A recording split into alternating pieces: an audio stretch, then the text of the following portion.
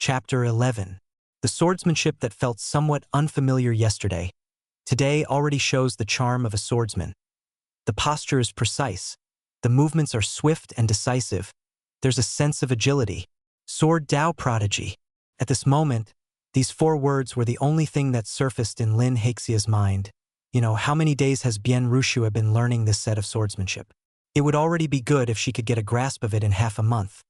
But now she has already become proficient, and there's a rare spirituality in her moves, and that's the key. Although he scolded the young girl harshly yesterday, it was only because he saw the child's talent in Sword Dao and the hope that she could become a strong swordsman in the future, which made him strict and demanding. He didn't expect that Bien Rukshu's performance today would far exceed his expectations. She's definitely a Sword Dao genius, a rare kind.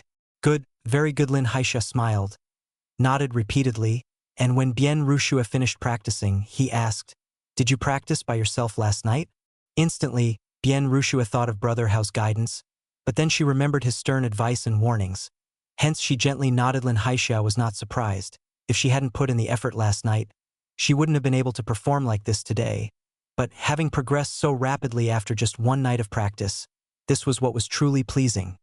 "This swordsmanship is a bit too simple for you. Today, I'll teach you a higher-level swordsmanship," Lin Haixia said. The previous one was only a low-level swordsmanship. He had no right to enter the Li family's listening rain tower, and he wasn't qualified to teach the higher-level swordsmanship, let alone the supreme-level swordsmanship listed there, to the young girl before him, unless it was by the instruction of Li Hao's parents. Even the current Li Hao wasn't qualified. He was still too young to lead the family. Bien Rushua nodded. An adult and a child. They began practicing anew. Swordsmanship in the courtyard again, one teaching, the other learning. Li Hao looked on for a moment, feeling a bit bored, then continued to ponder his own chess strategy. With black and white pieces in his hands, he flipped them between his fingers, gently rubbing them. While his mind was occupied with thinking about the chess manuals, time passed unnoticed in this courtyard during the day. Li Hao stared blankly at the chessboard by himself. In the evenings, he occasionally offered guidance to Bien Rushua, correcting some of her minor mistakes. Bien Rukshu's rapid progress in Sword Dao elated Lin Haixia. Months later, within Piaoshua courtyard, Li Hao stood silently in the crowd, watching an elderly man with an immortal demeanor take the 8-year-old Li Wushuang away for cultivation. Fifth lady tearfully said her goodbyes, reminding Shuang heir to eat well, behave well, and sleep well. Li Hao remembered when he was still in swaddling clothes. This young girl clung to his mother's pants, sizing him up with her shining bright eyes. Fifth lady had 3 children, 2 girls and 1 boy. This was her eldest daughter at the age of 5. During the bone evaluation, she showed a 9th grade battle physique, and the Li family hailed another prodigy now. Having exhibited extremely high talent in cultivation, she's been noticed by an expert who has taken her on as a disciple. This scenario, so familiar to Li Hao, he had witnessed it 2 years ago as well. That time it was Lu Yurong's child, led away by a bald monk reciting Buddhist scriptures. Clearly, that person was from Mount Wuliang in the Li family. Those with exceptional talent usually enter Dai's top forces for cultivation, which is also one way for top forces to extend their connections. As for those with lesser talent, like the second lattice second son, who only had a 7th grade battle physique, though he was also considered a genius, was clearly a cut below those prodigies and would study at Qingzhou City's Tan Palace Academy. Compared to 5th lattice maternal feelings, Li Wushuang's young face showed maturity. Like a little adult, calmly nodding, reminding her mother to take care of her health, and her father as well. Subsequently, the young girl's gaze swept over the courtyard, looking at everyone in turn. As she passed Li Hao, she gave him a brief glance, already having little impression of him amongst the 3rd generation in the family. Those whom her mother frequently mentioned to her were only a few with exceptional talent. For example, the 2nd lattice child, Li Chiefeng, was the target she was chasing. The others she barely took notice of, immersed in the world of martial arts. The words of her mother, the martial instructors, and the servants had influenced her from a young age. Despite her youth, her mind had matured, and she had a sharpness in her eyes, with aspirations and goals to pursue the pinnacle of martial arts. Saying farewell to her parents, accompanied by the well-wishes of the crowd, the young girl left with the Taoist. When they would meet again, it would probably be years later when she returned to the family with a famed reputation. Life settled back Into calm, in these peaceful days, Li Hao slowly returned to playing chess by himself, but now he wasn't playing for experience, but rather to purely contemplate each game. He was trying to overcome himself. When playing white, he would switch his thinking to white, and when playing black, he would switch to black. Although the process was a bit difficult, it felt like a challenge. Enjoyment was found in the struggle against oneself. In this world where entertainment was scarce, Li Hao gradually grew fond of this kind of focus on something, especially when it also offered the fun of a challenge. Therefore, the maids would occasionally be startled by the young master's sudden outbursts. For example, while quietly eating, he would suddenly shout out, that move should have been placed there.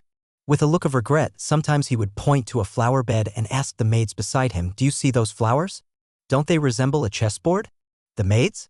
They didn't understand, not at all, but if the young master said so, then it must be so. After all, he was the young master of the house, so what else could they do but agree? Chapter 12.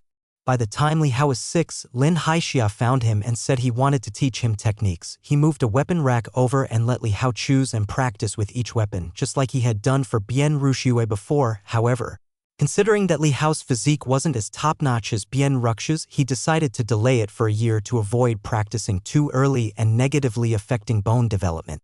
Only then did Li Hao realize that this strong figure from the military was lingering in the mansion just to teach him techniques I thought I couldn't cultivate.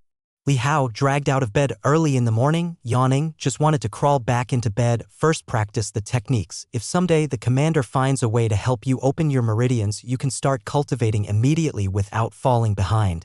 Lin Haixia said this was his plan. Practice first, be prepared. What if he could cultivate in the future? Then it would be useful. What if it doesn't work? Li Hao asked, you'd be idle anyway, Lin Haixia said indifferently. Li Hao felt like vomiting blood. What kind of response was that? Being idle is surely better than being overworked. But Lin Haixia had clearly made up his mind, and no matter how much Li Hao argued, it was futile. Finally, with a stern face, Lin Haixia took out a bamboo stick and threatened to hit him if he didn't obey. Li Hao wasn't afraid of pain, after all. Given his current physical strength, unless Lin Haixia really hit hard, it was nothing more than tickling, but seeing the other party taking it so seriously, he decided to avoid the confrontation for the time being. Li Hao picked up the weapons and practiced with each, just going through the motions, handling the saber, spear, staff, and stick without any real form. When he got to the sword, the little girl was waiting with eager anticipation, clenching her little fist and encouraging, Brother Hao, go for it. Li Hao was speechless, casually swinging the sword a few times and finishing hurriedly. Lin Haixia's face darkened, seemingly seeing through the little guy's thoughts, and said, none of these weapons pleased me today with your practice. You're not allowed to rest. And you're not allowed to touch that damn chessboard again. Lin. Li Hao wailed, practice. Lin Haixia gritted his teeth. Ignoring Li Hao's pleas, Li Hao picked up a saber and started to play with it. But his mind wasn't on cultivation. Although he appeared serious, there was no method to his movements. Seeing Li Hao take an interest in the saber, Lin Haixia began to teach him move by move, starting with the simplest stances. Seeing how serious he was, Li Hao dared not practice at all. If Lin Haixia saw any promise or hope, he would be inspired daily, and there'd be no peace for Li Hao. So, as Lin Haixia taught, Li Hao kept nodding, claiming he understood. As soon as the saber was in hand, it was all over the place again. It was as if his hands and feet were saying, understand my foot. An afternoon passed, and Lin Haixia felt like cursing too. He couldn't even get the most basic saber technique right. Did this boy lack any martial arts insight at all? He couldn't help but think of certain geniuses.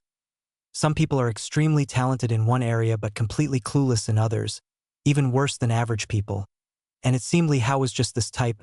Unfortunately, his talent was in the wrong area. Chess, what a worthless thing.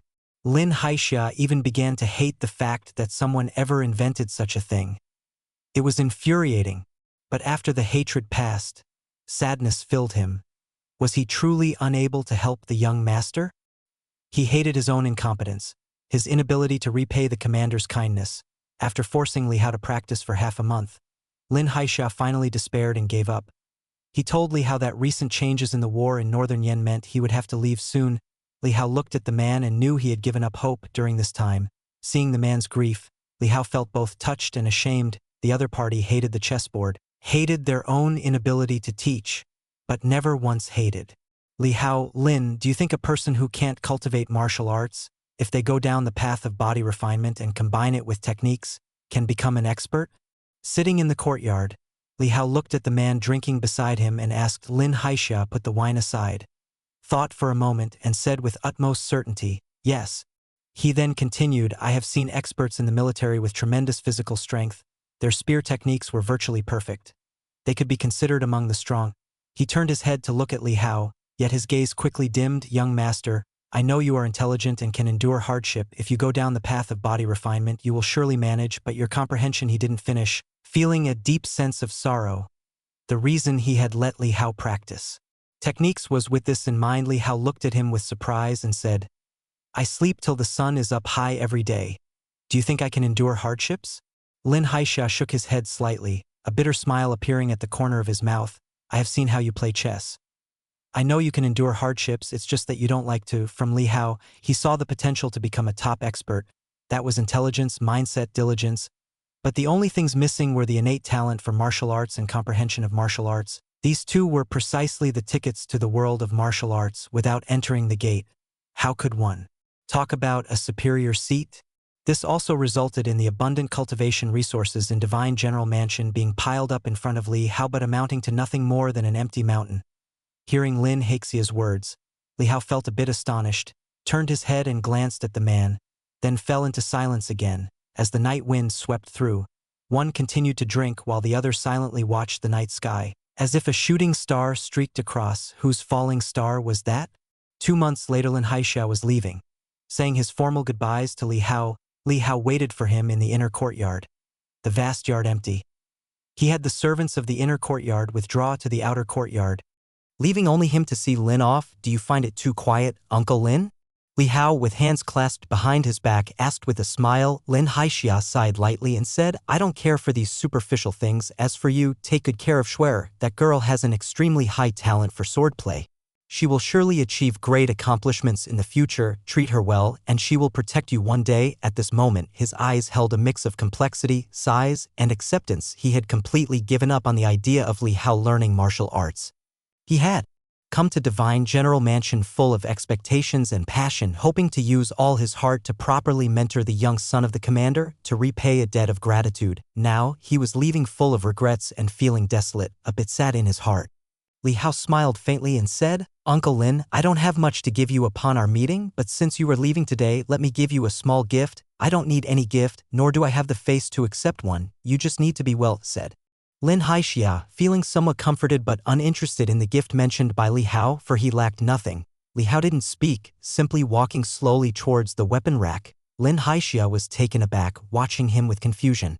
Then he saw Li Hao slowly draw a sword from the rack. This sword is for you, Uncle Lin. I am grateful for your guidance. Li Hao said softly, then the sword moved. His posture was graceful like snowflakes, and the sword in his hand shone like the surging waves of an endless sea, instantly casting myriad intricate and beautiful sword blossoms, luxurious to the extreme, the ultimate endless sea, title sword skill. At that moment, the brilliant and dazzling sword light illuminated the entire empty inner courtyard, and it also shone in Lin Haixia's eyes, lighting up the dark and contracted pupils into a bright, snowy white. Chapter 13. Lin Haixia finally left. However, unlike the regret and desolation he felt earlier, he left the Divine General Mansion nearly running, filled with an excitement that made his heart leap. He wanted to report the incredibly happy news to the commander at the border as quickly as possible. If they knew their child possessed a swordsmanship talent that arose once in 1,000 years, they would surely be immensely surprised and comforted. That one sword, Lin Haixia understood, yet did not fully understand. He recognized that sword technique, the most famous in the Li family's collection, the Endless Sea Tide Sword skill. But compared to those versions of the Tide Sword skill he had seen, even those at the perfect level, this one was not inferior and even had a special feeling. After searching his mind, he could only think of 2 words: complete, even more flawless than perfect. Lin Haixia knew that beyond technical perfection there was another deeper realm called perfection, but even for those immersed in a technique for decades, it was very hard to reach. Besides hard training, one also needed an extreme talent, yet this world-shocking sword had now been displayed by Li Hao, a 6-year-old child. Even for those dazzling prodigies, to practice a technique to proficiency by the age of 6 was already extremely difficult. Moreover, Lin Haixia had never seen Li Hao Practice swordsmanship, but without doubt he felt Li Hao had been secretly practicing. However, whether poor or rich, every day only had 12 hours. In front of time, everyone is equal, and whenever he saw Li Hao, most of his day consisted of playing chess, playing around, wandering, daydreaming, eating, and drinking. He had never seen him practice swordsmanship, not even touch it. Even if he was secretly working hard, how much time could he possibly squeeze out? He asked Li Hao, "Why do you secretly practice swordsmanship? And why conceal this astonishing talent?" But Li Hao just smiled and shook his head without speaking. Lin Haixia thought of much, including those imperial family feuds and intrigues of noble families he had heard about, and he vaguely guessed something, looking at Li Hao's quietly smiling face. Lin Haixia felt a twinge in his nose. He understood that if the man from the border returned, this child would not be without support. He could shine brilliantly. Yet now he must hide and keep a low profile. If this child had not seen his sincerity, he probably would not have let him see this hidden true face. Thinking of this, Lin Haixia felt quite touched and consoled. This one sword had not only revealed Li Hao's talent in swordsmanship to Lin Haixia, but, combining it with Li Hao's usual manner of speaking, had also made him truly understand how smart this child really was. Lin Haixia left in a hurry, so much so that when he passed the front courtyard, he didn't even greet Bian Ruxia with Lin Haixia's departure. The courtyard returned to its usual tranquility.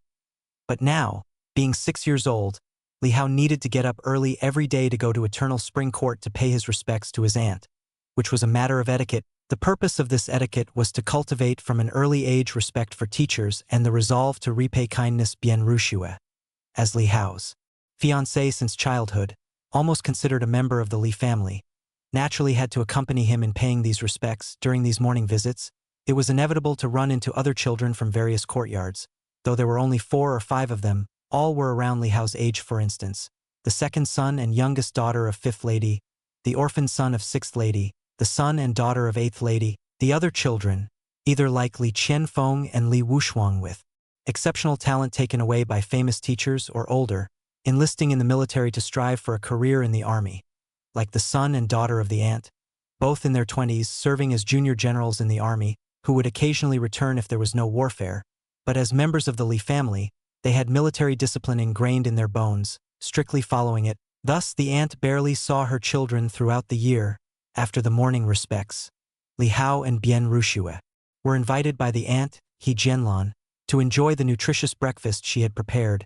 After chatting casually with the dignified and graceful aunt for a while, the 2 small figures, one after the other, wobbled back to their own courtyard. Li Hao resumed his usual routine of daydreaming about chess. Bian Ruxia practiced her swordsmanship in the courtyard. The high-quality sword technique Lin Haixia had taught her before leaving was enough for her to practice for several years.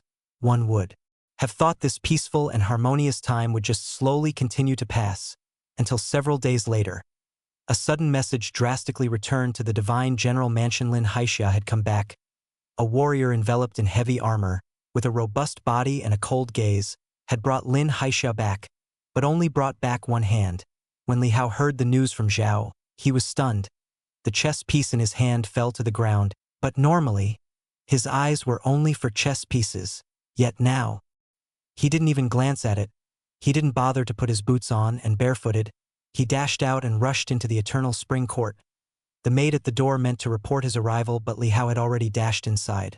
Then, he saw within the main hall of the Eternal Spring Court, where he usually paid his respects in the morning, a soldier kneeling on one. Li Hao's heart trembled, and looking past the soldier, he saw a piece of red cloth on the ground in front of him, upon which lay a hand at the point of severance. It looked torn, the flesh mangled and uneven, wrapped in a blue sleeve. This was the clothing Lin Haixia wore when he left. This hand had, just a few days ago, tousled the little girl's hair in his ear. This soldier was reporting to He Jianlan. Lin was ambushed by demons lurking on the road to northern Yen while passing through the national highway of Qi State. The stalemate on the northern Yen battlefield led to demons infiltrating various cities of northern Yen, attempting to disperse our army's forces, with other states also experiencing frequent demon attacks. Stop for a moment. He Jianlan interrupted the soldier. She was slightly distracted, watching Li Hao, who rushed into the hall barefoot and in haste. Then, thinking of something, a sigh appeared in her eyes as she instructed Xuejian beside her, "Take the arm away for now." "Yes." Xuejian nodded gently and then looked up at Li Hao, who had rushed in. She was quite familiar with this little fellow and knew that the owner of this arm had been one of Li Hao's mentors in Foundation establishment. However, in a general's manner, she had long been accustomed to life and death separations and apart from a silent sigh. She felt little else as Xue Jian approached. Li Hao stepped forward, blocking her path. Ignoring her astonished expression, Li Hao turned around and stared intently at the soldier. Which demon killed Uncle Lin? The soldier looked up and saw a little boy of about the same height as his kneeling figure staring at him with a face full of anger. Those eyes were exceedingly cold and furious, as if they did not belong to a child. Recognizing from the jade pendant hanging by his waist that this was a member of the Li family, though he did not know which branch, he immediately reported truthfully it was a Millennium Great Demon of the Fourth Realm, leading several demons in an assault, dismembering Lin and consuming him. By the time the city defender from Qi State arrived, only this arm was left, consumed. Li Hao's mind roared like thunder. His eyes suddenly reddened, his blood seemed to flow backward, rushing to his head. He could scarcely imagine the scene, how cruel it must have been. Having come to this world and resided in the Divine General Mansion, though he had heard quite a bit about demons from his surroundings, he had never truly seen one, although he knew the battlefields were brutal. This was the first time he was facing this harsh reality so directly. Does that demon have a name? Li Hao asked in a low voice. The soldier replied, yes, that demon resides outside the city of Qi State and has self-proclaimed the title Tiger Robe Immortal. Li Hao silently engraved this name into his memory. A surge of indescribable killing intent welling up in his heart, but he controlled his emotions and asked no further, merely turning around, picking up the red cloth from the ground, and covering the arm properly. Then, Li Hao looked up at the family head.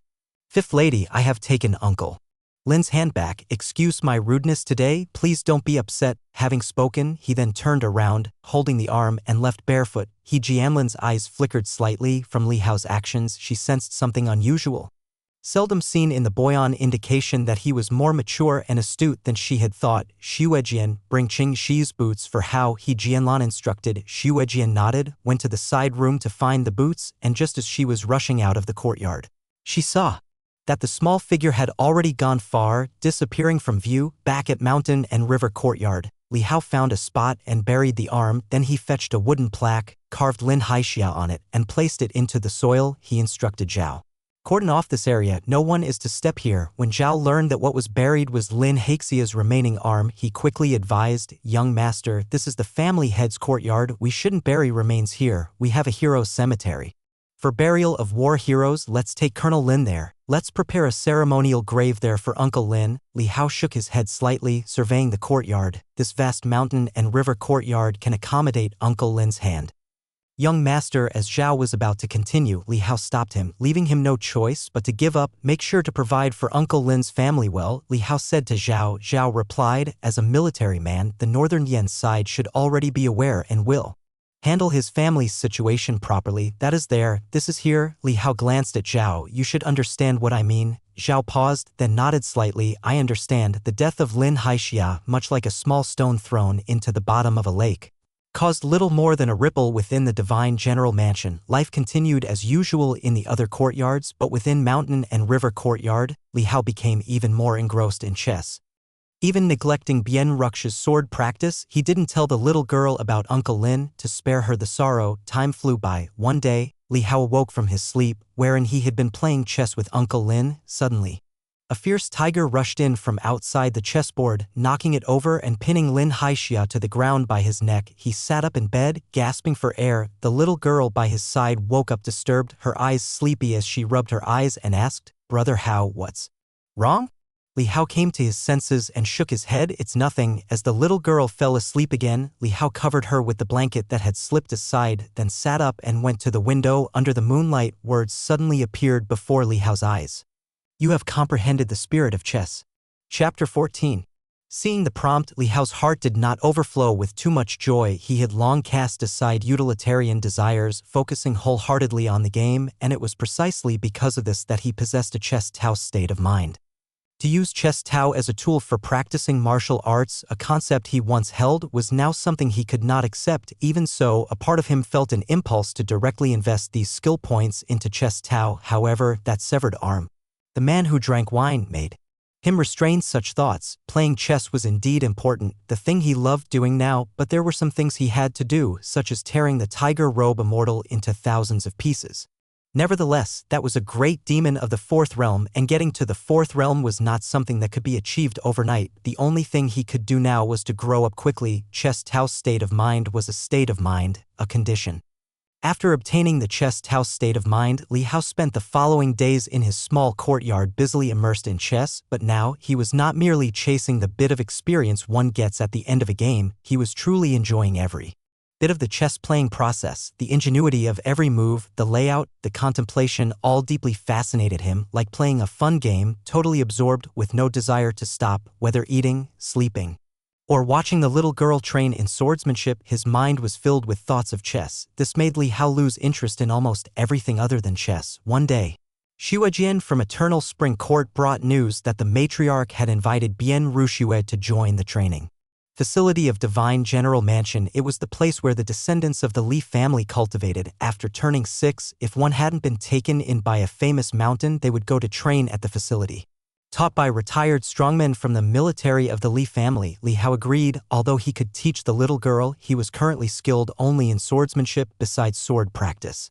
The facility also offered cultivation training and vast knowledge of martial arts, including insights into the outside world, aiming at fostering well-rounded individuals. Since that day, each morning after paying respects to the matriarch, Li Hao would go his separate way from the little girl at Eternal Spring Court.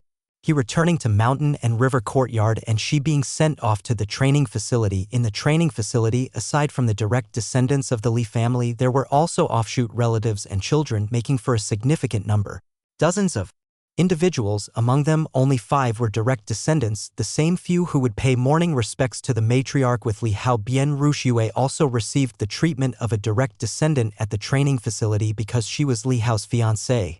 Half a member of the Li family, the descendants were like stars holding the moon in the training facility, their status much higher than the others. Similarly, for foundation establishment and blood-melting cultivation resources, they were at least a level above the others. Therefore, the disparity in martial arts talent between direct descendants and the others was significant. This resulted in, apart from a few just sensible direct-line youngsters, most of the other relatives being teenagers in their mid-teens, with talents ranging around 4 to 6 ranks, considered average, but capable of holding down a territory in the future.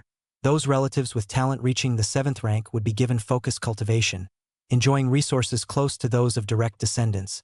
After entering the training facility, Bian Ruxue officially stepped onto the path of cultivation. That's when the terror of her 9-ranked battle body became evident. In just a few months, Li Hao saw the little girl advancing to the 4th level of the Power Passage realm. She was breaking through a minor realm nearly every month, her progress so swift it seemed as effortless as eating and drinking. While this was inseparable from the lavish cultivation resources of the Li family, poured into her without reservation, her martial arts talent was like a sponge, and the ability to absorb so much was also a skill. And those teenagers in the training facility were still lingering around the 8th or 9th level of the Power Passage realm.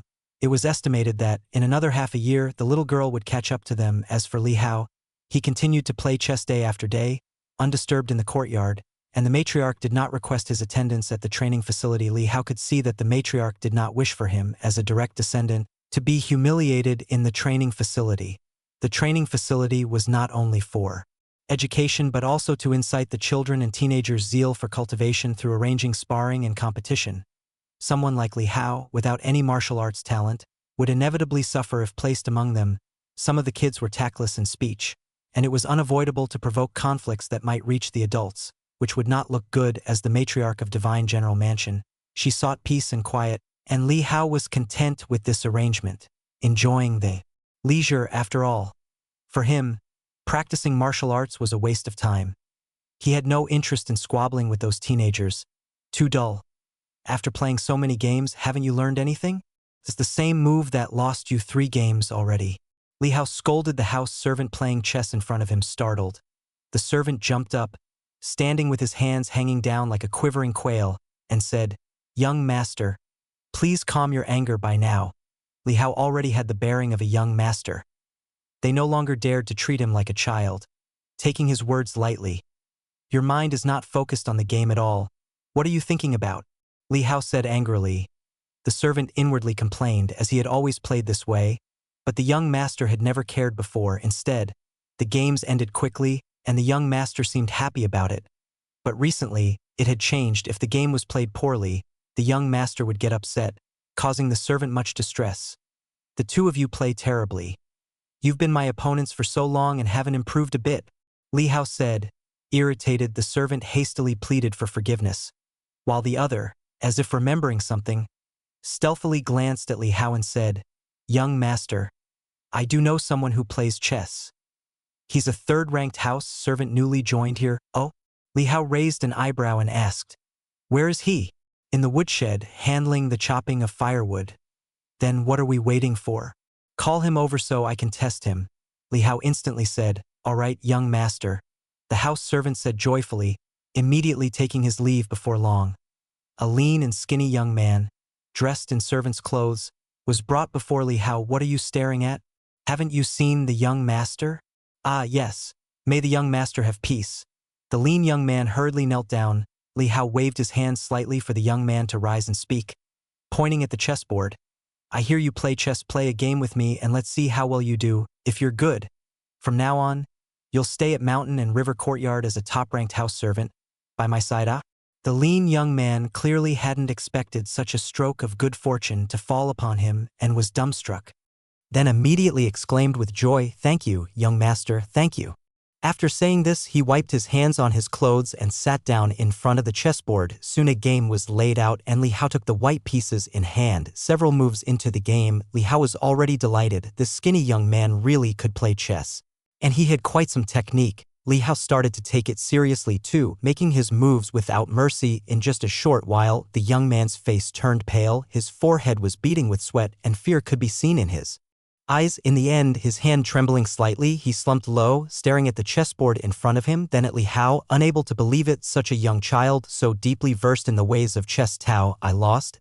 said the lean young man with a complex expression as he stood up, his eyes betraying reluctance and a hint of subtle ferocity. Li Hao was in a daze. He came to his senses when he heard the young man's words and immediately started laughing. "Good, very good. From now on, you're a top-ranked servant in my courtyard. Just accompany me in chess every day." The lean young man was stunned, looking at Li Hao in amazement. But I lost." Li Hao smiled. As soon as the game ended, it had prompted him that he gained experience. A whole 20 points. Normally, when playing chess with the two knuckleheads by his side, the most he'd get was 3 points. The difference was simply huge. This also showed that the more skilled the player in a chess match, the more experience he would get. Rather than just rushing through game after game purely by volume, if every game yields 20 points, 10 games will be 200. To accumulate 5,000 points, only 250 games would be needed. And even if calculated at 10 games a day, it would only take a month. The more Li Hao thought about it, the more excited he became, his eyes looking more and more pleased at the lean young man before him. "If you can beat me, I can grant you 10,000 taels of gold," Li Hao said, encouraging him with a smile. The lean young man was shocked, his body trembling with excitement. Li Hao told him not to stand there in a daze and to sit and continue playing while instructing the two servants by his side to go prepare his registration and handle the transfer procedures. And so, Li Hao and the lean young man began a series of matches in the courtyard. Half a month passed in the blink of an eye. One night, after dinner, Li Hao called the lean young man over for another battle. In the bedroom under the night light, two figures, one large and one small, were locked in a chess battle on a board. "Young master," as Li Hao concentrated on plotting his next move, he suddenly heard the lean young man call out to him. But the tone was not the usual one that was slightly flattering and respectful. Instead, there was a strange tranquility to it. Li Hao looked up in confusion to see a glint of cold light shooting towards him straight at his face. His pupils shrank and his body instinctively kicked back, retreating like lightning. Looking back at the chess table, the lean young man's one hand was lying on the board while the other maintained a stabbing gesture with a dagger, his face showing a hint of shock. Obviously, he had not expected that his attack would be dodged by the young master. Li Hao came back to his senses. Everything had happened too suddenly and without warning. As he was shocked, his eyes swiftly turned icy cold and he said in a chilling voice, "An assassination? Who sent you?" A woman from Shuhua Courtyard flashed through his mind, but Li Hao promptly dismissed that thought. After all, he was a cripple without any threat, and it seemed unlikely someone from inside would want to assassinate him.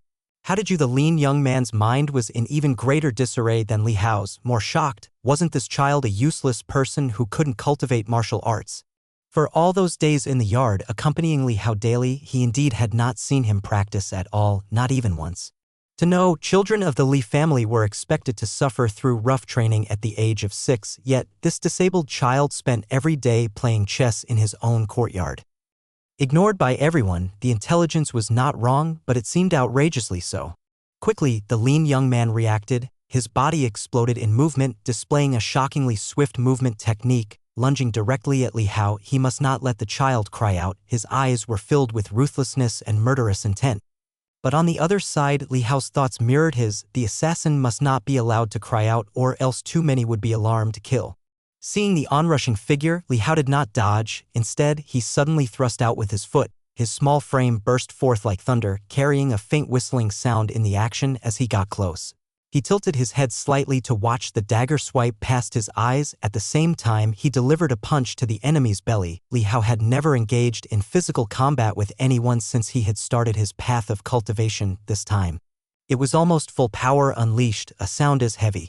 As a sandbag hitting the floor echoed, the lean young man's eyeballs nearly popped out as he was struck, curving like a shrimp and forced to fly backward, crashing in front of the chess table. Li Hao didn't know how much force was behind his own punch. But given he could lift up a 2-ton rockery, this forceful punch must have carried tens of thousands of pounds. As the young man was repelled, Li Hao quickly leaped forward. His small hand, like a hawk's claw, grabbed the other's throat, and he said, coldly, "Don't make a sound." The lean young man? Chapter 15. What's happening? The lean young man's mind was momentarily muddled, unable to discern who the assassin was, but feeling the tremendous force pressing against his throat, he came to his senses and looked at the little boy before him in alarm and fear. What kind of monster is this? Barely 7 years old, yet possessing such terrifying strength even at the 10th level of perfection in the power passage realm, plus the resurgence of the noble lord's divine blood, it shouldn't be so exaggerated, should it? Who sent you to assassinate me? Li Hao stared intently at the other party and asked, while various pieces of information surfaced in his mind. Playing chess was a means to approach him, indicating that the other party's purpose in coming to the Divine General Mansion was straightforward: to assassinate him. The lean young man was somewhat silent as the child before him displayed a strength and cognition far beyond that of an ordinary 6-year-old.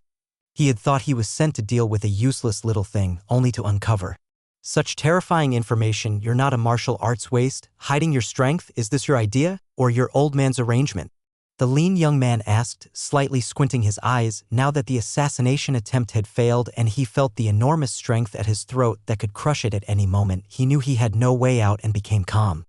Assassinating the direct bloodline of the Divine General Mansion was a task with very slim chances of survival. It's just a pity that the mission could not be completed. Do you know my father? Li Hao's eyes flickered slightly. You're joking, the lean young man said coldly. Who in the world does not know the martial Marquis Xingwu? Currently, he is stationed at the Frontier Pass, and a few months ago he gathered martial artists from Jianghu in northern Yen to assist in suppressing demons, commanding great respect with a single call. Assisting in suppressing demons? Li Hao furrowed his brows. Could it be that the situation in northern Yen had become so difficult that they had to rely on the strength of Jianghu martial artists? Are you sent by my stepmother? Li Hao asked. The lean young man was momentarily stunned, then suddenly realized, a sneer crossing his eyes. You've been the target of assassination? Unexpectedly, even within the iron-blooded Divine General Mansion, there's such decay. No wonder you're pretending to be useless. But speaking of which, I really haven't seen you train. How many hours do you practice every day? I've always been training with you. Li Hao calmly looked him in the eyes and said, you answer my question first, and then I'll answer yours. That's called an exchange. The lean young man slightly raised his eyebrows and couldn't help but laugh. This child was indeed interesting. Anyway, it's a sure death. You've made me fail my mission and doomed my family. Why should I tell you? The lean young man scoffed lightly. Li Hao said, because I can see that you don't want to die. You're also afraid of dying, and there are many ways to die. I can give you a swift death. The lean young man's smile vanished. He fell silent for a moment, and then slowly said, the one who sent me here is suddenly. His arm quivered, and he threw a punch at Li Hao's head. Li Hao slightly tilted his head and easily dodged it, not retaliating but just looking at him with cold eyes. The lean young man felt a chill as his heart sank. The gap was that big? He, a mighty Zhou Tian realm martial artist, seemed to have switched roles with this child in front of him. He was like a child, completely seen through. The latter's contempt made him dispiritedly retract his hand. "You truly are a monster spillet," Li Hao said coldly. "You should know that the Li family is a martial family with countless captives and convicted criminals subjected to interrogation. The methods used are beyond your imagination. Impossible to wish for death. If possible, I can give you a swift end." The lean young man's eyes twitched slightly. Of course, he knew the child before him was not lying, and a sense of fear began to grow within him. "If I tell you, can you let me go?" The lean young man asked with a glimmer of hope, relying on the chance that the child in front of him still had a naive nature. "I can," Li Hao answered. Spurt, the lean young man almost coughed up blood. "Could you not be so blunt?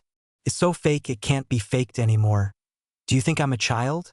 He laughed bitterly and said, "Actually, telling you doesn't matter much. The assassination has failed, and my family won't survive either. I came from Northern Yen, and the one who sent me to kill you is Monarch by? That's right, one of the 3 great demon gods of Northern Yen with terrifying strength, and also your father's old adversary." The lean young man's eyes were complicated. "Your father is a genius with his troops, and the Li family army is fearless and unstoppably strong. Northern Yen would have fallen long ago. At present, they've managed to hold the front, but Monarch sent me to assassinate you. He wants your death to spread out from the Divine General Mansion, to reach the frontier pass of Northern Yen, to cause great disarray within your father's army. If he leaves the battlefield to return, Northern Yen will be conquered with that." He looked intently at Li Hao. No one knew that this child was the key that could affect the life and death of tens of cities and hundreds of thousands of people in Northern Yen. Li Hao was stunned. So it was because of Northern Yen, the warfare there had actually reached the Divine General Mansion. So far away, your father commands the battles in Northern Yen. They are battle-hardened with no vulnerabilities, unassailable, and you are their only weak point, the softest spot. The lean young man continued, "Only by starting with you can they defeat your parents, make the frontier pass of Northern Yen fall, and let the demon army march straight in." Li Hao fell silent, digesting the other's words, and after a while, he slowly said, "You are of the human race. Why would you work for the demons?" The lean young man was slightly stunned, paused for a moment, then looked gloomily at Li Hao, his eyes filled with jealousy and hatred. "Not everyone is as lucky as you. Even if I explained, you wouldn't understand. Is that so?" Li Hao looked at him calmly. "Since birth, my parents have been away, and I was betrayed by close relatives. Now, because of my parents, I face assassination. Do you still think my life is good?" The lean young man's mouth opened slightly. He was stunned, at a loss for words, and could no longer speak. Li Hao did not say more, merely stating, "I promised you. I would grant you a swift death. You're quite a decent person." The lean young man recovered, forced a mocking smile and said, "No matter what is said, in the end, death is inescapable." He had a hint of fear deep in his eyes. He didn't want to die, he was afraid of dying, or else, why would he end up taking orders from demons? Li Hao spoke as if he didn't understand the sarcasm. "Actually, I don't want to kill you." "Oh?" The gaunt young man's eyes revealed a cold sneer, clearly not believing him. "Because your chess skills are not bad," Li Hao said seriously. The gaunt young man was stunned. After a while, he came back to his senses, a bitter smile on his face. "But the pity is, I've never won against you." "Next life then," Li Hao began to exert force with his palm. "In your next life, don't practice martial arts, just play chess honestly. At least you'll live longer and more at ease." The gaunt young man wanted to struggle, but seeing Li Hao's indifferent and composed eyes left him in despair. He bitterly said, "You really are a strange child in the end." Li Hao still pinched him to death, as suffocation set in. The gaunt young man struggled violently again, but to no avail. After dealing with the assassin, Li Hao remembered that he still didn't know the man's real name, and the name of the house servant the man had used to sneak in was one bestowed by the Li family. However, it doesn't matter anymore. After the assassin died, Li Hao summoned the house servant, scaring him half to death. That night, the entire Divine General Mansion was shaken. The lights in each courtyard were lit, and the ladies of each courtyard, already in bed, hurried over in their clothes. Upon seeing the corpse of the assassin lying in front of the chess table, they were all incredibly shocked. How could an assassin infiltrate a place like the Divine General Mansion? He Jianlin's normally graceful and composed demeanor was gone. and she hugged Li Hao anxiously, touching and looking him over. "Are you all right?" "Aunt, I'm fine," Li Hao reassured her after confirming that there were indeed no injuries on Li Hao. He Jianlan, now reassured, questioned him closely, and Li Hao relayed the story he had thought up in advance. An assassin attacked, and in a critical moment, an old man intervened and killed him afterward. The old man disappeared. Li Hao thought to himself that since an assassin could infiltrate the Divine General Mansion, making up a story about an old man should also be no problem, right? After all, if you didn't even know about the assassin, then not knowing about other powerful experts is quite normal too, isn't it? After hearing Li Hao's story, He Jianlan was visibly shaken, immediately conjuring up some speculations. Could it be a military expert sent secretly by the Divine Martial Marquis? Or is it that elder from the clan? She suppressed the guesses in her heart and never doubted Li Hao's words. After all, no matter how mature Li Hao was, he was still a child under 7 years old, and having not stepped onto the path of martial arts, if there were no experts secretly protecting him, he would surely have died without question. He Jianlan then asked Xuejian to take Li Hao and the little girl Bian Rushue to rest at the Eternal Spring Court first, to recover from the shock. Meanwhile, she sat in the grand hall of the mountain and river courtyard, called over the house servant who had accompanied Li Hao while he played chess, and the first house servant who had been startled awake by Li Hao's call, questioning them carefully in the yard at the same time. She summoned the mansion's experts to examine the corpse of the assassin. It wasn't long before the entire course of events was learned from the house servants.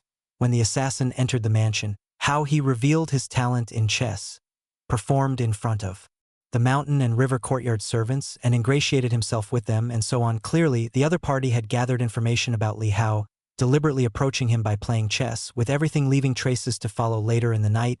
The examination results of the corpse were also out.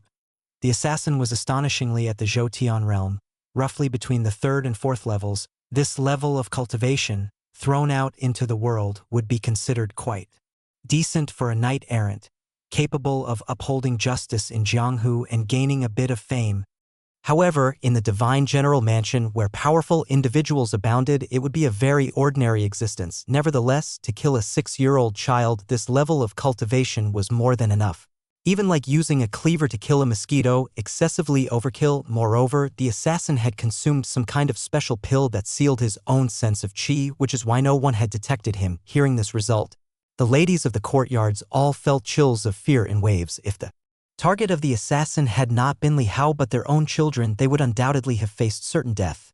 The sudden rise of a Zhou realm killer beside a child was terrifying. Liu Rong, upon hearing the results of the examination, slowly let go of the slight suspicion and speculation that had crossed her mind.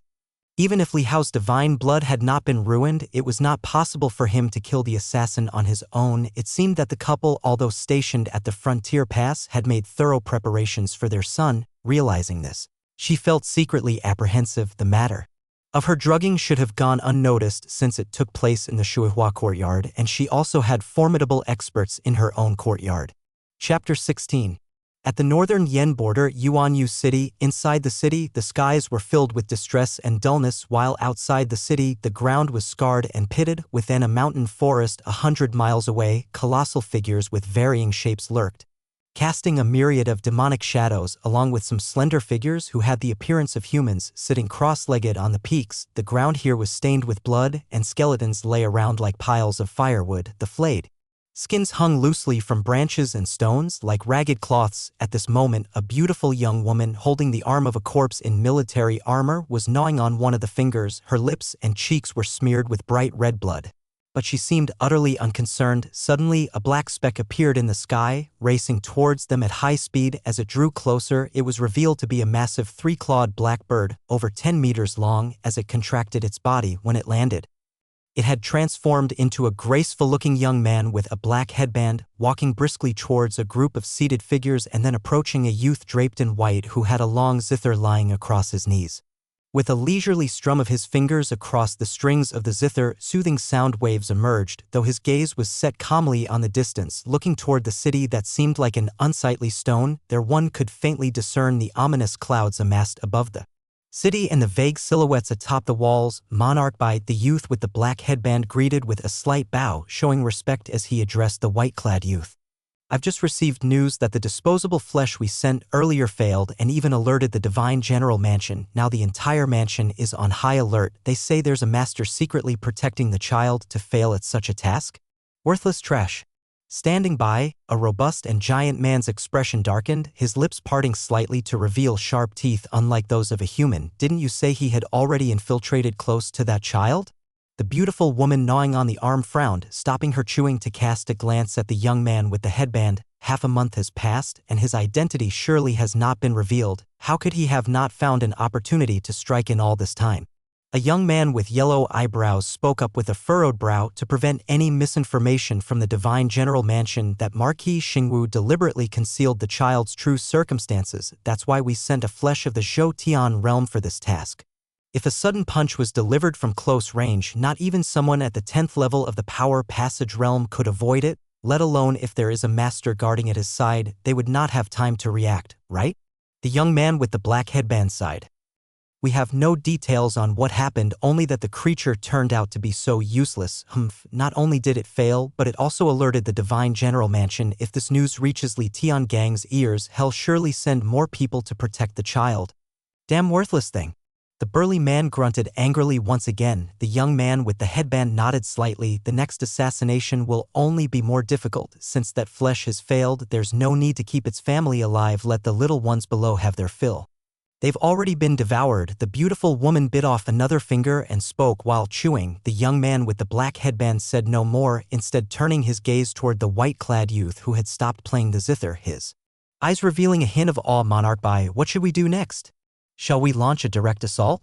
The others also looked over, waiting for his command. Monarch Bai's emotions seemed undisturbed as he continued to stare at Yuanyu City in the distance, speaking softly. This Li family is indeed a tough bone to chew. If we were to launch a direct attack, our losses would be too great. Indeed, those scoundrels are unwilling to put in the effort. Damn them, the sturdy man said discontentedly. So, do we still go through with the assassination? The youth with the black headband inquired. Monarch Bai turned to look at him and said, what do you think? Since Li Hao's attack, the vigilance at the Divine General Mansion had significantly increased.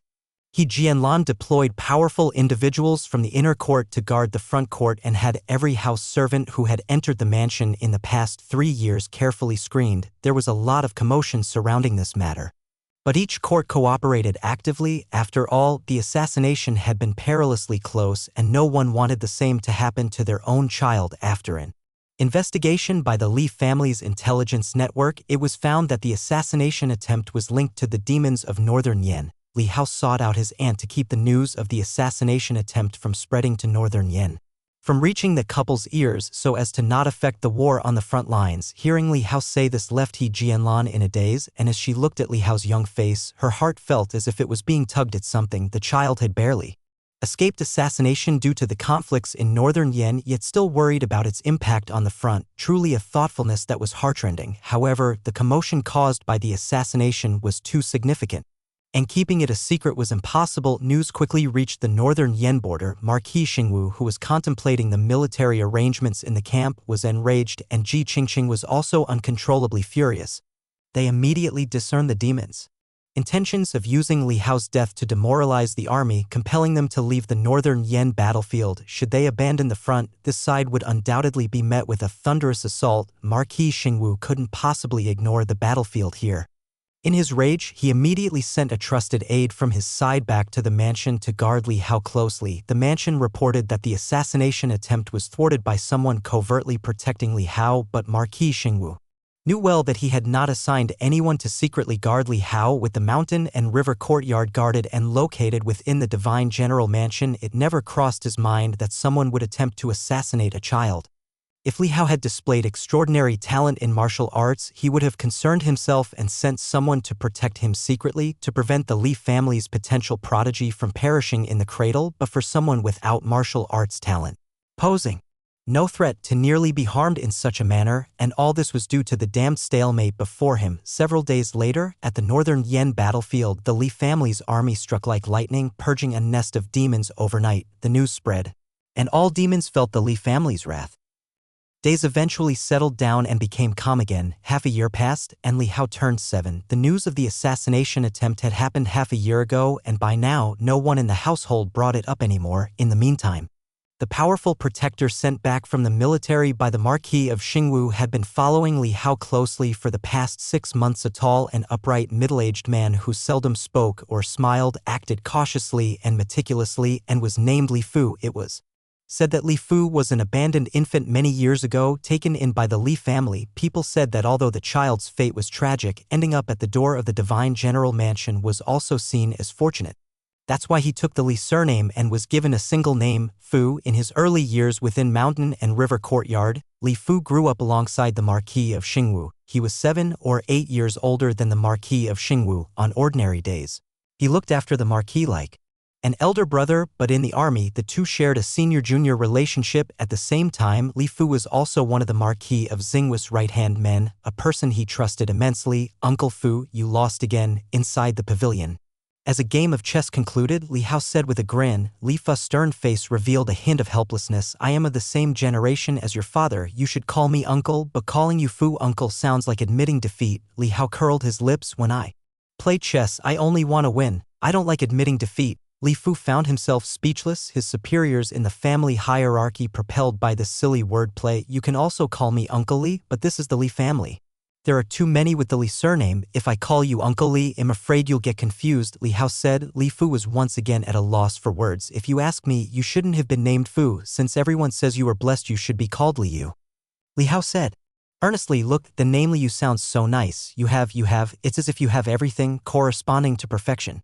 Li Fu felt an urge to knock on the boy's little head. Unlike the Marquis of Xingwu's by-the-book nature, this son of his was slick and smooth-talking. "Stop talking nonsense. If your father were here, he would certainly spank you for being disrespectful," Li Fu scolded with a stern face. "But he isn't here," Li Hao casually remarked. Li Fu wanted to discipline him a bit to prevent him from becoming increasingly unruly, but this indifferent comment made his heart tremble. When the Marquis of Xingwu went on a campaign back then, he had also been by his side and naturally knew that this year Li Hao was 7, and so the Lord had been in northern Yan for 7 years. The situation in northern Yan made it difficult for Ji Qingxing, who initially accompanied him with the intention of swift victory, to leave. She couldn't neglect her husband's danger. The child before him had been without his parents' company for 7 years. It must have been hard, right? Li Fu felt a pang of sympathy and his heart softened. He sighed. "Your father has his difficulties too. Don't blame him." "I never blamed him," Li Hao said seriously. Li Fu looked into his eyes. His heart warmed slightly, feeling somewhat gratified. "You're very sensible." "Sensible?" Li Hao cracked a smile. Just then, a half-grown figure returned to Mountain and River Courtyard. Li Hao turned to look and saw Bian Rushua coming back from practice at the martial arts training ground. The little girl had now turned into a young lady. Her tender face couldn't hide her beauty. "Why are you back so early today? Are you hungry?" Li Hao called out with a smile. Upon seeing Li Hao, Bian Rushua walked over with her sword in arms, her expression somewhat sullen. "I'm not hungry," she muttered. "What? Did someone upset you?" Li Hao teased. Bian Rushua clenched her teeth slightly, turned her little face away, and did not speak. Li Hao had asked casually, but seeing her reaction, he raised his eyebrows slightly. "Tell me what happened?" "It's nothing." Bian Rushua got up, hugged her sword, and ran off, heading to the place where she usually practiced her swordsmanship. Li Hao thought for a moment, then summoned the female attendant who accompanied her in sword practice and asked, "What happened to Shui?" To report to the young master, Miss Shui was defeated in a swordsmanship contest at the martial arts training ground. Despite Li Fu being present, the attendant still maintained a respectful demeanor. Even though she knew that this young master was unfit for martial arts, just that little thing? Li Hao was relieved and said, "So what if she lost once?" As a martial artist, winning and losing are common in the military profession. She'll just have to win next time. What, can't she accept losing?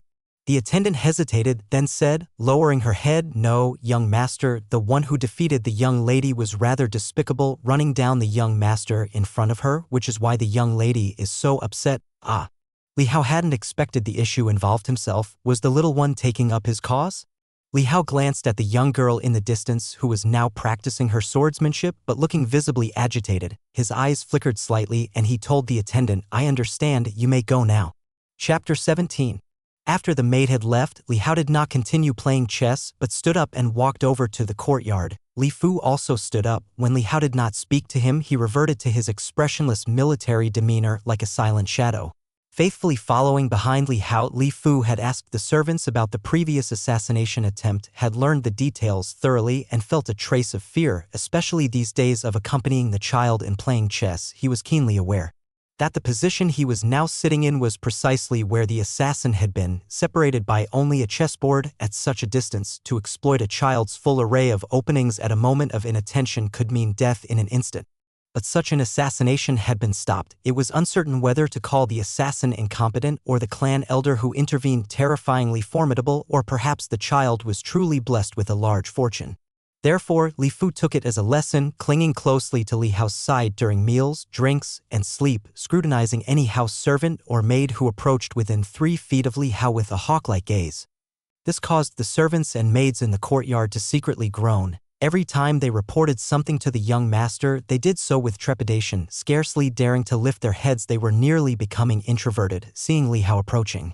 Bian Ruxue slightly pursed her lips and turned her body away as if she did not want Li Hao to see her. Li Hao looked at her aggrieved demeanor and smiled warmly, ordering a servant to bring over a small stool and some cakes and fresh fruits, then sat down beside her and began to eat.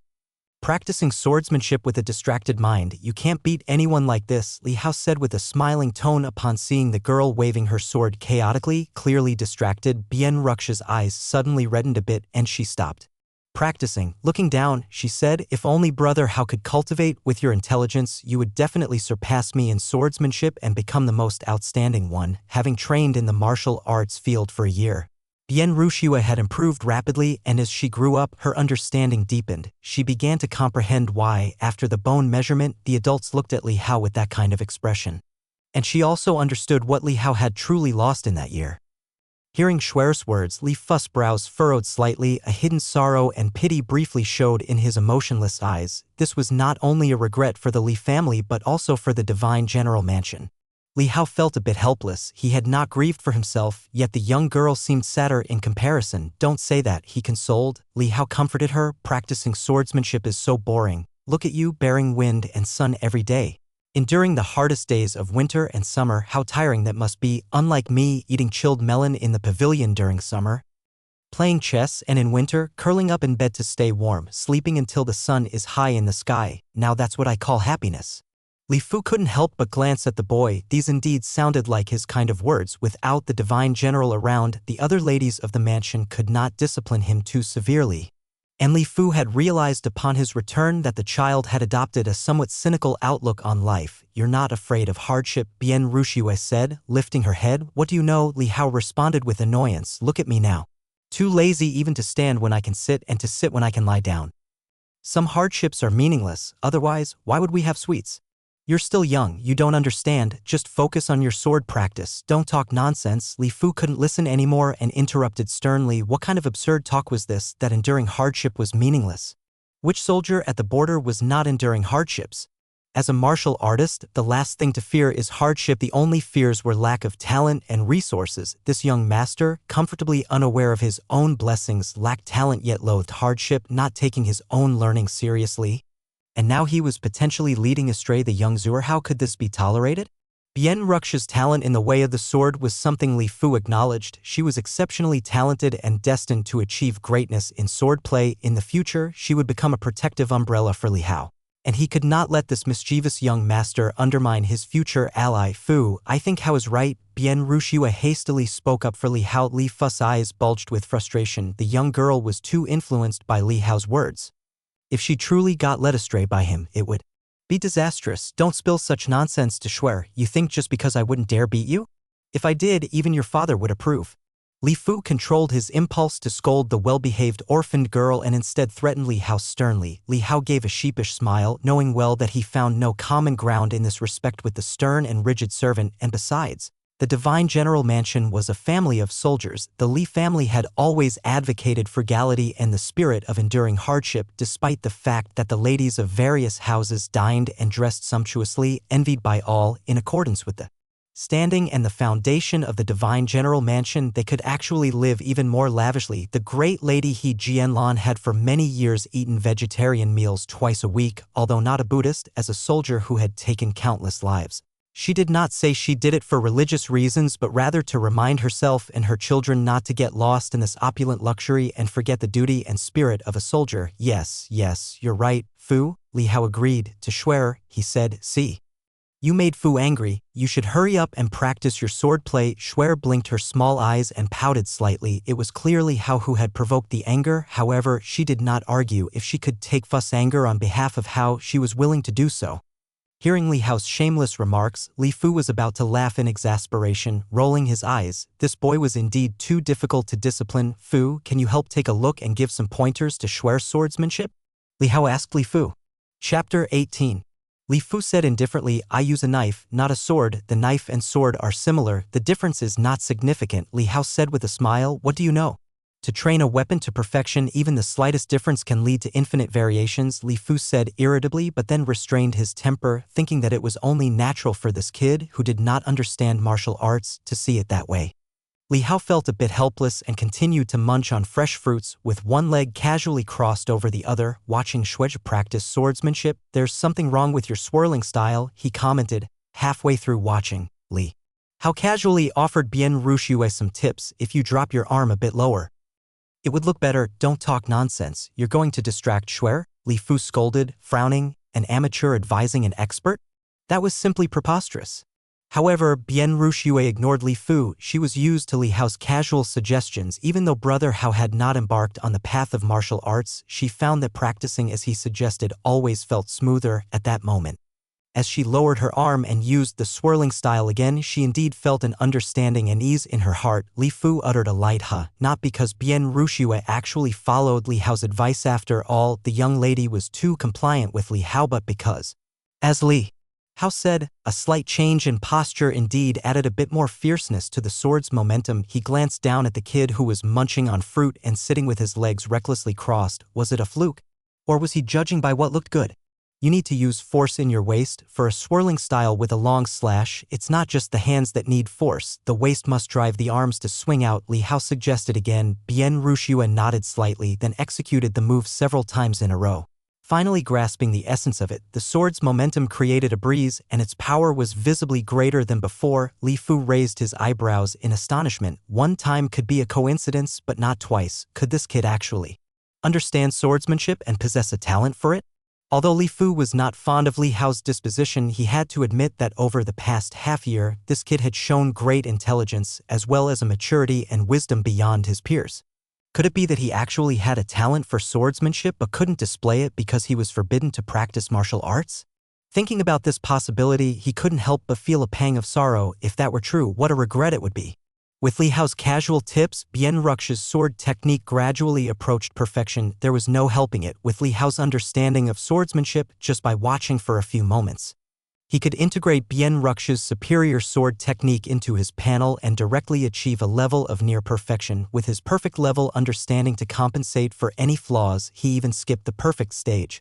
As long as Bian Rushui grasped a bit of it, she could achieve a might comparable to perfection. Next, Li Hao asked the young lady to perform for him the move she had failed to counter during their previous sparring. Bian Rushui obediently complied.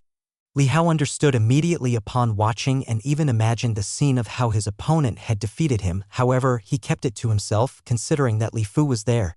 It wouldn't matter if he showed a little bit of his understanding of swordsmanship, but getting too detailed would be too freakish. The sword move isn't good. Looking, I think the downward slash here should be changed to a sloping chop and the elbow should be lifted behind, he said. It's better to switch from chopping to a straight thrust here, and don't shake your wrist, he pointed out casually. Bian Rushui was puzzled but listened carefully, slowly comprehending Li Hao's words, and then practiced again according to his suggestions. After several repetitions, she gradually came close to what Li Hao had described. Li Fu glanced at Li Hao and was now convinced that Li Hao also possessed an extremely high talent for swordsmanship. Although the kid expressed himself in an amateurish way, merely correcting Bian Ruxi's form by what looks good and doesn't look good. Being able to perceive the aesthetic of weaponry at such a young age was a talent in itself. After all, in the eyes of a genius, some things appear as a different landscape. Li Fu sighed inwardly, feeling increasingly sorry for Li Hao. The next day, the two went to the Eternal Spring. court for their morning visit, and afterwards Bien Rushua hurried excitedly to the martial training ground. After the morning training and lessons at the martial training ground had ended, Bien Rushua found the young man from the previous day, the one born out of wedlock, clutching a sword nearly as tall as herself. Her little face brimmed with seriousness as she requested another challenge. Upon hearing Bien Ruxu's words, the young man couldn't help but burst into laughter. The other young men born out of wedlock who were crowding around him also mocked and ridiculed her. They didn't dare to provoke the other legitimate children too much, but Bien Rushua was, after all, not a member of the Li family by blood. She was only betrothed to someone from the family, and the marriage hadn't even taken place yet. Besides, that someone in the family was already known as a useless person within the divine general mansion, and any one of them would surpass him in the future. That's why they naturally disliked the one sitting on a treasure mountain, enjoying endless resources and affection. Didn't I beat you yesterday? Haven't you learned your lesson? Want to stand up for that piece of trash? If you've got the guts, tell him to come himself. Bai doesn't even need to lift a finger. I could take that trash with both hands tied. Humph, Bai already showed you mercy yesterday and you still don't appreciate it. You do have talent, but Bai has been training here for 8 years. If you want revenge, you might stand a chance in half a year. But by then Bai will probably no longer be here. Bien Rushua bit her lip but continued to stare earnestly at the young man in the middle. Do you dare or not? Her words instantly fired up the young man's blood chi. The young man called Bai, formerly known as Li Dongbai, was one of the 3 most talented among the illegitimate children at the training ground, with a 7th grade battle body enjoying resources close to those of the legitimate children. He had already stepped into the Zhou realm, however. The martial training grounds regulation for skill competition required that the stronger party suppress their cultivation level to the same realm as the weaker party, and Bien Ruxu's current cultivation level was at the 10th level of perfection in the power passage realm.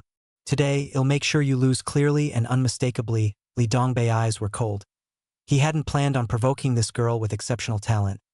He was simply chatting with his companions about something, and upon mentioning that trash in passing, he had expressed a few opinions and had somehow been sought out by this girl.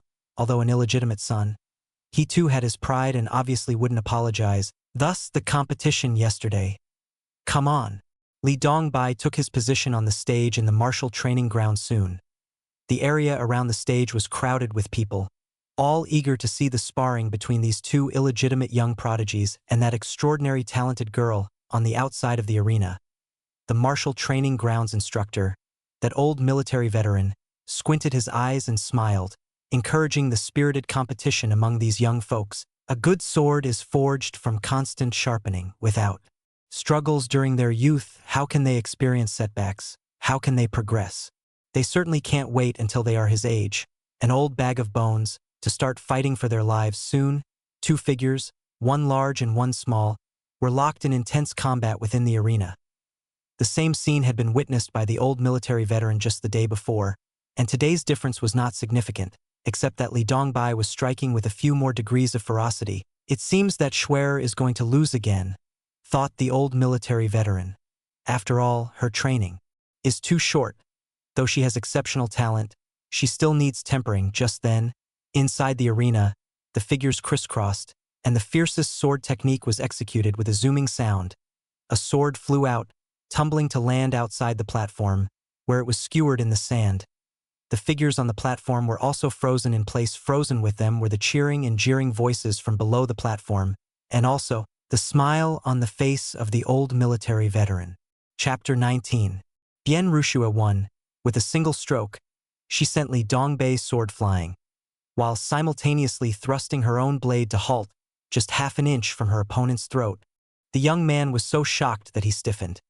When he finally collected himself, he quickly retreated several steps, staring at the girl fearfully. This scene was beyond everyone's expectations. They stared at Bien Rushua. Incredulous Li Dongbai, after 8 years of cultivation here, had been defeated by a little girl who had only cultivated for 1 year. Was this the disparity of talent? Bien Rushua withdrew her sword, her young face blooming with a radiant smile. She had won. She then looked up at the boy before her and said earnestly, I want you to apologize to brother. How apologize? To that useless guy? Li Dongbai came back to his senses, his face instantly flushing with shame. He gritted his teeth and said, I admit that I lost to you, but I will not apologize. You. Bien Rushua furrowed her brows, unsure of what to do. She thought for a moment then said, "If you want to apologize, they'll just have to compete with you again." Childish. Angered, Li Dongbai turned and ran off the platform, sensing the gazes of others. He said nothing and ran straight out of the practice arena. The veteran in the army didn't stop the youth's departure. Some lessons needed to be learned on one's own after a setback. Instead, it was the little girl who drew his admiration. The finesse of her swordplay was already very close to perfection. This was no ordinary swordsmanship. It was of a high grade and quite difficult to master, the 9-tiered battle. Physique bestowed only the speed of cultivation, not the speed of technique mastery, which highlighted Bien Ruxu's sword talent as rare and exceptional, just like her cultivation aptitude. Did she really tap into her potential just because of a small defeat yesterday? The veteran couldn't help but chuckle to himself. In the arena, the children of lesser branches watched the girl's figure with complex expressions in their eyes. They not only witnessed Li Dongbei's proud defeat, but also recognized the disparity between themselves, children of the lesser branches, and those from the major courtyards. "Shuer, you're amazing." Several small figures ran towards Bien Ruxue. As she stepped off the platform, 2 siblings from the 5th courtyard and Li Yuanzhao from the 6th courtyard. They were the same age as Bien Ruxue, with only a few months' difference. The youngest was Li Yun's sister, Li Jining, who had just turned 6 this year and had recently arrived at the practice arena, and their sister, Li Wushuang, had already left the manor to cultivate with a famous master. "It is brother Hao who is amazing," Bien Ruxue thought to herself. The 3 children gathered around Bien Ruxue, chattering excitedly about the thrilling battle. Li Yun, Li Wushuang's brother, was the most exuberant. "Shuer, do you want some milk crisp cakes?" Suddenly, Li Yun produced a wooden box, beautifully decorated on the outside, and gently opened it to reveal a fragrant milky aroma wafting out, with soft white as jade pastry inside. "Here, have these." Bien Ruxue leaned in and sniffed, enticed by the pleasant aroma. Her eyes sparkled with delight as she happily asked, "All for me?" "If you like them, take them all," Li Yun said with a wide grin. "Thank you." Bien Ruxue didn't forget to express her gratitude as she took the treats. The time had come to end the day's cultivation, so she waved her hand and walked away with the lunchbox in one hand and her sword cradled in the other. Li Yun watched her departing figure, chuckling goofily next to him. His sister Li Jining looked up, her face etched with confusion. "Brother, wasn't that prepared by mother for you? I haven't even tried it yet. If you want some, mother can make more for you later." "Shuer hasn't had any yet," Li Yun said nonchalantly with a silly smile. Li Jining huffed, puffing her cheeks and turning to leave with a hint of jealousy. "Ning ning, you can have mine," said the short and stout Li Yuanzhao, rushing over with a beaming smile. "I don't want your hand-me-downs," the little girl retorted, slapping his offering away. Still in a huff in the pavilion, Li Hao's chess game was only halfway done when he heard Bien Ruxue coming back. He glanced over idly and, seeing the unmistakable smile on the girl's face, he already knew the outcome and continued to focus on his move. "What's got you so happy? Share it so I can be happy too." "I won," said Bien Ruxue as she dashed into the pavilion, full of high spirits. She eagerly fixed her sparkling eyes on Li Hao, as if waiting for praise for her achievements. Li Hao chuckled and placed another piece, as expected of Shuer, impressive with that praise. The little girl's smile bloomed even more broadly. "You go ahead and play. Brother Hao, I'll give you something delicious to eat in a bit," she said. "Oh?"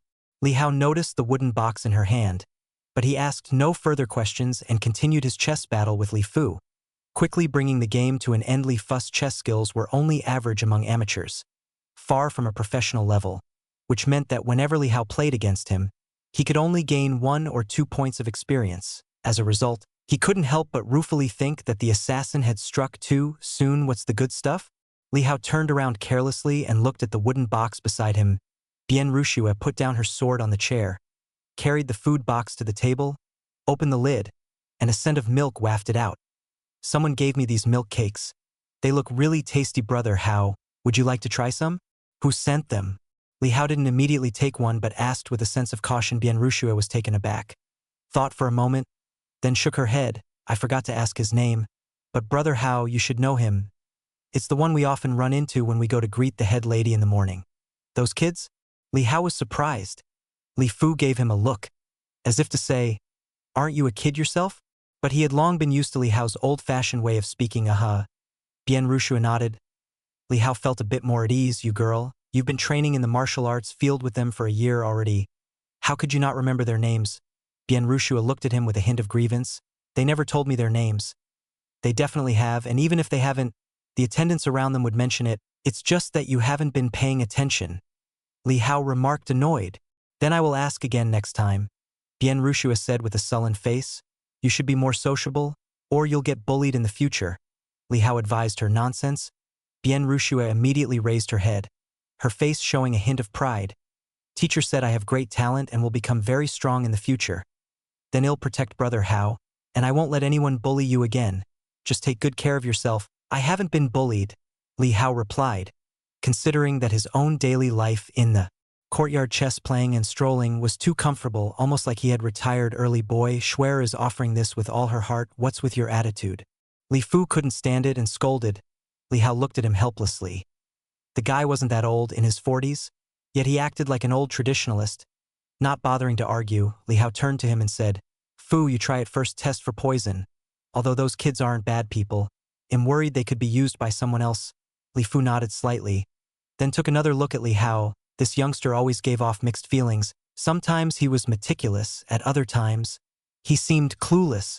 After taking a bite of the fragrant cake, Li Fu then closed his eyes. A moment later, as Li Hao was getting impatient, he asked, How is it? There shouldn't be an issue, right? Say something. Fu, it tastes good. Li Fu opened his eyes and said. Li Hao rolled his eyes at him and immediately told Bien Rushua, Hurry up and eat before it gets cold. He also picked up a piece and started tasting it. It did taste good indeed, and he said, It's somewhat like fifth lattice craftsmanship. Was it Li Yun who sent you this, or his sister Li Jining? It was Brother Yun. Bien Rushua could still distinguish between brother and sister. Next time tell that kid to bring more. This little amount, who's it enough for? Li Hao devoured his half rapidly but left the other half for Bien Rushua. Bien Rushua nodded. Registering it in her mind, Li Fu shook his head discreetly on the side. At such a young age, why did this boy have such an air of shamelessness about him?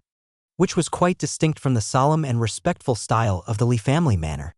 Several days later, the Divine General Mansion suddenly welcomed a distinguished guest. There was a bit of commotion inside the mansion, and the ladies of each court, upon receiving the news, hurried to visit. Learning that the guest was none other than that person from the Sword Saint, if they could establish some connection and have their children become his disciples, their future would surely be remarkable. Among them, the concubines were especially active. Their children's training resources couldn't compare with those of the legitimate family, so a lot of the best opportunities had to be fought for on their own. He Jialan, entertaining the guest in Eternal Spring Court, felt the frequent flitting of figures outside and understood their motives. She wasn't blaming anyone, but when she heard what the rumored Sword Saint said, her face showed a touch of surprise. After talking for a while, He Jianlan nodded slightly, stood up, and accompanied the guest to see them off soon. After, Mountain and River Courtyard welcomed its long-lost liveliness as a big group of figures approached. Li Hao, playing chess in the pavilion and hearing the disturbance, was puzzled and then saw the leading head lady with a long white-haired old man beside her.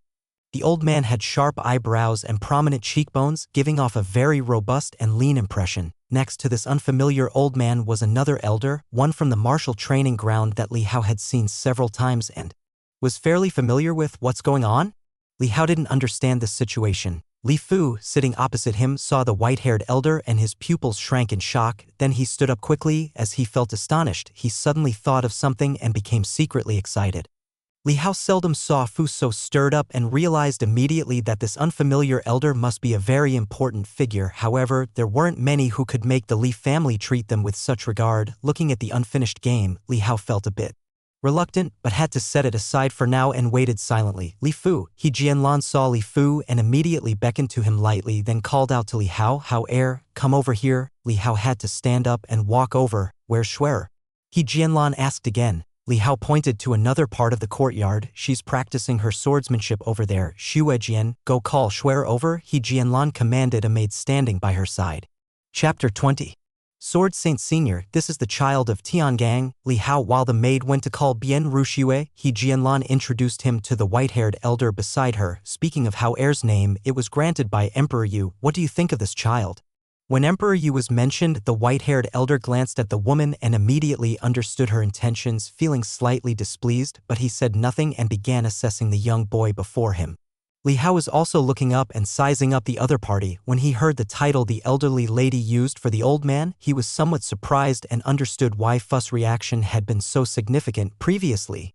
While searching through chess manuals at Listening Rain Tower, he had also come across interesting stories and deeds of significant figures in Jianghu. In the records of Jianghu figures from the past century, only 3 were known as sword saints. 1 resided in southern Sword Hut. 1 had retired in the green lakes amid the yellow sands of the North Desert, and another was like a dragon seen in head but not in tail. All 3 were masters of swordsmanship, startling the world with their swords, revered as sword saints. Which of the 3 sword saints was the strongest had been a perpetual topic of debate for enthusiasts over the past 100 years. His own third uncle, possessing extremely high talent in sword Dao, had cleaved half of the Jianghu and demon forest of Jingzhou with a single sword stroke and yet had not been entitled as a sword saint, which spoke volumes of this old man's terrifying strength. He wondered, which one of the 3 was he? As their gazes met, Li Hao immediately saw in the old man's eyes a deeply hidden sword intent, profound as the sea and abyss, yet the sword intent was concealed beneath dark and placid eyes. Imperceptible unless one had a second-level understanding of the sword Dao. I hear the child of Tiangang has failed in both foundation establishment and blood-melting and lacks martial arts talent. Jian Wudao coolly looked down at the child before him. The Kailan children of the Divine General Mansion were regarded as extremely prestigious, second only to the imperial heirs, but to him they were nothing significant. And there was no need to show deference to a mere child. Jianlin's face stiffened slightly as she nodded. Correct. Hence, I wanted to see, Sword Saint Senior, if this child has the talent for swordsmanship. If, in the future, he can engage in body cultivation and learn the sword, it would be his way of serving the nation and guarding a region for Dayu. At the mention of guarding, Jian Wudao's expression shifted slightly, softening a bit, given his status. As long as the older generation of the Li family did not intervene, he did not need to concern himself with the thoughts of the younger generation, but the Li family's great achievements over thousands of years indeed commanded respect, especially in recent decades when occasional turmoil at the frontier pass saw 6 of the 9 sons of the Li family fallen in battle, a fact solemn enough to command profound respect. Let's observe together in a while, Jian Wuda calmly said. Jianlan was delighted, nodding her head. Soon, Bian Ruxue was brought before everyone by Xue Jian, the little girl obviously nervous before the crowd of adults. She instinctively stood behind Li Hao, using him to shield half of her body. This scene was familiar to her. It had occurred during Li Hao's foundation establishment and bone measuring, only the expressions of those adults afterward had made her feel sad. Sword Saint Senior. This is the sword Dao prodigy I mentioned to you on behalf of Bai Jing, said an elder from the military, moving forward with small steps and speaking respectfully. As soon as Bian Ruxue arrived, Jian Wudao nodded slightly. He had come mainly because his third disciple had tirelessly entreated him, talking about the maiden from the Divine General Mansion as if she were something miraculous, having a fondness for talent. He had then descended from the Sword Cottage for a visit to this flourishing age. Power passage realm level 10, perfection, robust skeletal structure, not bad. Jian Wudao identified the young girl's cultivation realm in a glance, his eyes showing satisfaction, having heard she was a 9th grade battle physique, top-tier talent. Meaning she wouldn't need much worrying over in terms of future cultivation practices. Little girl, demonstrate your best swordsmanship for me, Jian Wudao said. Bian Ruxue looked at the unfamiliar yet imposing elderly man, feeling nervous, and subconsciously glanced at Li Hao for reassurance. Understanding that it was Xuer's opportunity, Li Hao immediately smiled and pushed her forward, saying, "Don't be afraid, don't be nervous, I'm right here," encouraged by Li Hao. Bian Ruxue's timidity dissipated quite a bit, and she nodded. The little girl then walked to the side, and without needing Jianlan to signal, the rest naturally made way for the young girl. Quickly, Bian Ruxue's swordsmanship swept out, like snow cascading down. Her posture as graceful as a startled swan, with a mastery and agility in her movements that carried an essence of returning to simplicity and truth. This essence was immediately captured by Jian Wudao, who had been immersed in the sword Dao for nearly 100 years. The old man's sharp, elongated eyes, like sword blades, suddenly widened, revealing an unmistakable thrill of excitement. This was more than mere talent in the sword Dao, it was the rare genius of the sword Dao that one might see once in a century. At this age, to have cultivated a superior sword technique to perfection was already enough to match his most outstanding disciple, not to mention that there was now a hint of ultimate refinement. What an exceptional sword training prodigy. Ha ha ha! Jian Wudao couldn't help but burst into laughter. the hearty sound causing the dry leaves on the nearby trees to tremble and fall. Worth it. So worth it. The trip to the mortal world had not been in vain. The people around, hearing the Sword Saint's resonant laughter, immediately knew that the girl's destiny had soared from that moment on. Although already highly esteemed in the divine general mansion, praised by the world, it was really meeting a master like the Sword Saint that she truly climbed to the peak, with a future promising to make her a household name, celebrated for generations. In an instant, countless complex gazes in the courtyard converged on the young girl holding the sword. Bien Rushua stopped her sword movements, feeling the intense gaze focused on her, and looked nervously towards Li Hao. Li Hao gave her a toothy smile and gave a thumbs up. Bien Rushua understood the gesturite was praise for doing a great job. Thus, the young girl also relaxed and smiled broadly. You've recommended well, very well indeed. The previously serious-faced Jian Wudao, now radiating a commanding aura, laughed heartily, slapping the shoulder of an old military man beside him. If it weren't for his connection with his third disciple, who highly recommended her, he wouldn't have stumbled upon such an exceptional sword talent. The senior flatters us. It's Schwer's fortune to be apprenticed under the Sword Saint, the old military man said, visibly moved. The two appeared similar in appearance, both looking like men in their 60s, but in reality, the differences in their ages and statuses were extraordinarily vast. Jian Wudao smiled.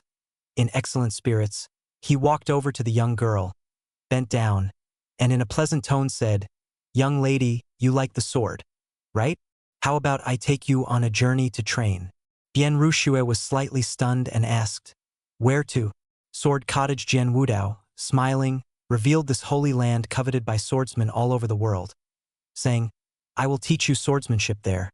The best there is." Bien Rushua, not understanding, simply asked, "Is it far?"